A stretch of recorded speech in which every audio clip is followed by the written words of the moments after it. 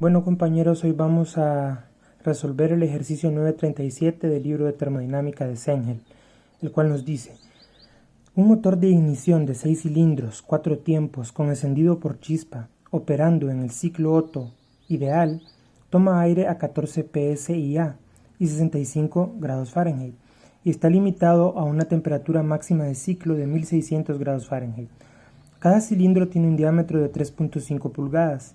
El volumen mínimo confinado es 14% del volumen máximo confinado.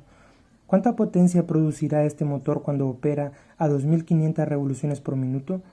Use calores específicos constantes a temperatura ambiente. También nos dice que la carrera que ejecuta el émbolo es de 3.9 pulgadas.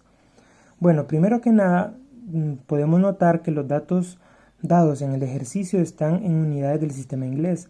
Por lo tanto, el uso de tablas estará limitado a aquellas que pertenezcan a dicho sistema. Debido a que el ejercicio nos indica que debe ser resuelto mediante calores específicos constantes y a temperatura ambiente, limitaremos la resolución a dicha técnica, es decir, que no usaremos como datos numéricos valores relativos o de energía interna. Aunque la energía interna pueda aparecer en algunos segmentos de nuestro análisis, luego van a ser eliminadas.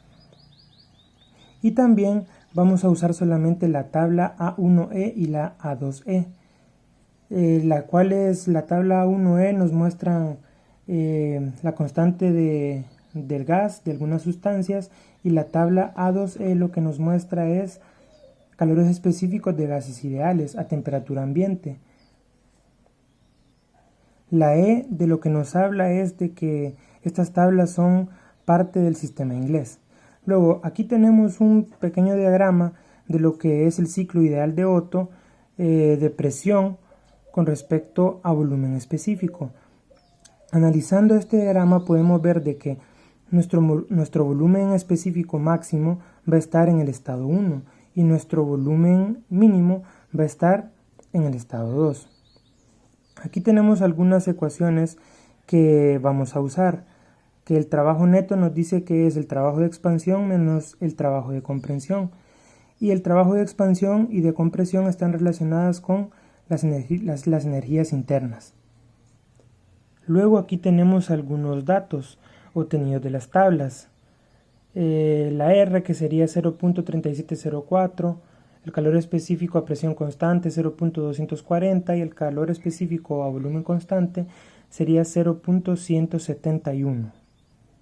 Ahora, según los datos que nos proporciona el ejercicio, podemos saber que la presión 1 en el estado 1 va a ser de 65 Fahrenheit, la temperatura 1 va a ser igual a 14 psi. Como el ejercicio nos dice que la temperatura máxima obtenida va a ser de 1600 grados Fahrenheit y a partir de la teoría de el ciclo ideal de Otto, nosotros sabemos de que esa temperatura máxima se encuentra en el estado 3. Ahora, la fórmula de la relación de compresión, es decir, R, es igual al volumen máximo entre el volumen mínimo. Y como nosotros vimos en nuestro diagrama, el volumen máximo lo obtenemos en el estado 1 y el volumen mínimo lo obtenemos en el estado 2. Aquí podemos ver también cuando tenemos los volumen máximo y mínimo, porque en este cilindro émbolo, que es como se moldea el ciclo de Otto ideal, tenemos de que en el estado 1 vamos a tener todo nuestro volumen, mientras que en el estado 2, que el émbolo sube, vamos a tener un volumen más pequeño. También el ejercicio nos dice que el volumen mínimo va a ser igual a el 14% del volumen máximo confinado.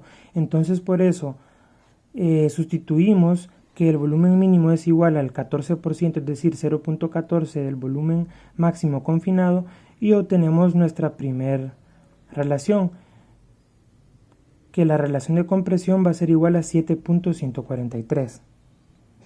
Ahora bien, como sabemos que durante el proceso 1-2 tenemos un proceso isentrópico, podemos hacer uso de las ecuaciones del capítulo 7 para procesos isentrópicos. Y esta ecuación es una de ellas, que la temperatura 2 entre la temperatura 1 va a ser igual al volumen específico 1 entre el volumen específico 2 elevado a la K-1. Como nosotros ya sabemos cuál es la temperatura 1 y queremos conocer nuestra temperatura 2, vamos a despejar para la temperatura 2.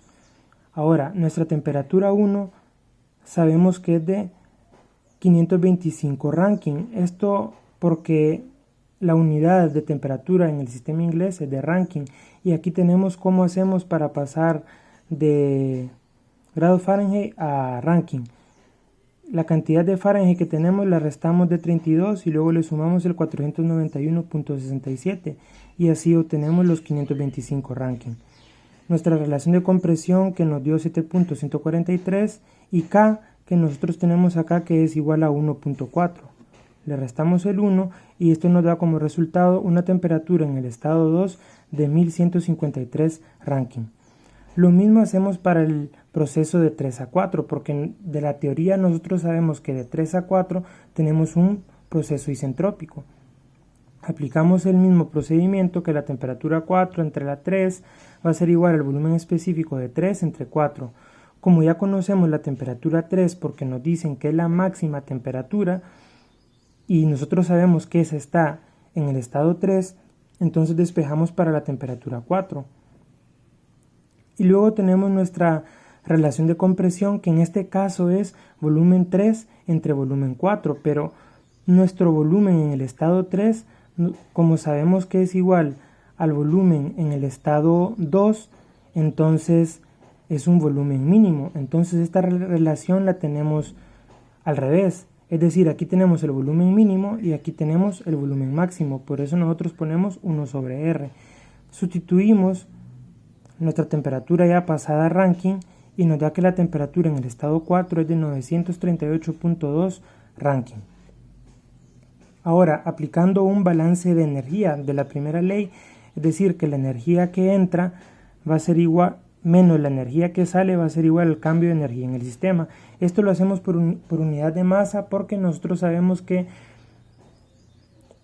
en este tipo de ejercicio, cuando tenemos cilindro-émbolo, no hay ninguna masa que atraviese la frontera del sistema. Por eso nuestra masa es constante. Ahora, como dentro del proceso 1, 2 y 3 y 4, lo único que tenemos es entrada de trabajo y salida de trabajo, por eso no hay cambios de calor. El calor se nos hace cero. También sabemos que el cambio de energía en el sistema es igual a la cambio de energía interna más el cambio en la energía cinética más el cambio en la energía potencial, pero debido a que estamos trabajando en procesos de flujo estacionario, consideramos la energía potencial y la cinética como insignificantes, de donde que tenemos que el cambio neto, es decir, el trabajo de entrada menos el trabajo de salida, va a ser igual al cambio en la energía interna, es decir, que nuestro trabajo solo va a ser función de la energía interna. Ahora, según la teoría del ciclo ideal de Otto, nosotros tenemos que el trabajo neto va a ser igual al trabajo de expansión menos el trabajo de compresión. Y como vimos en la página anterior de que el trabajo de expansión depende también solamente de la energía interna, entonces vamos a sustituir estas relaciones, es decir, el trabajo de expansión va a ser igual a energía interna en el estado 3 menos la energía interna en el estado 4, menos nuestro trabajo de compresión, que va a ser igual a la energía interna en el estado 2 menos la energía interna en el estado 1. Ahora bien, como el ejercicio nos indica que debemos resolverlo mediante calores específicos constantes a temperatura ambiente, de nuestros estudios previos de termodinámica 1, en el capítulo 4, si mal no recuerdo, se nos presenta que la relación entre los calores específicos es la siguiente. El calor específico a volumen constante se nos relaciona siempre con el cambio de energía interna. En cambio, nuestro calor específico a presión constante se nos relaciona generalmente con la entalpía. En este caso, como lo que nosotros tenemos es que el trabajo neto depende de la energía interna, por eso nosotros usamos los calores específicos a volumen constante. Y luego eso va a ser igual a el cambio en la temperatura, es decir, del estado 3 menos el estado 4, menos el calor específico a volumen constante del estado 2, menos la temperatura del estado 1. Ahora, como ya tenemos todos estos datos, solamente sustituimos y vamos a encontrar el trabajo.